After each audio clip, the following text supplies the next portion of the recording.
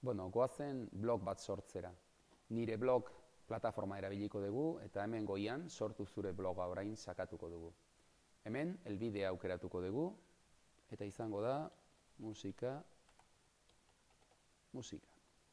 Hurrengoari ematen diogu eta hemen dago gure elbidea. Orduan, erabiltzaile izen bat behar dugu. Musikazaleak jarriko dugu eta pasahitz bat. Eta errepikatzen dugu, importantea ez ahaztutzea.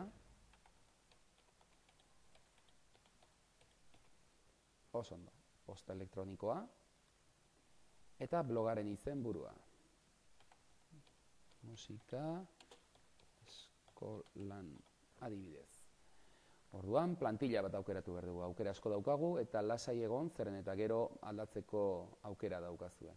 Zerbitzuaren baldintzak onartzen ditugu eta bloga sortu.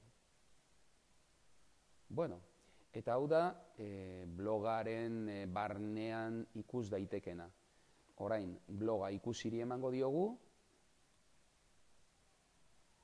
eta hauxe da guk aukeratutako bloga.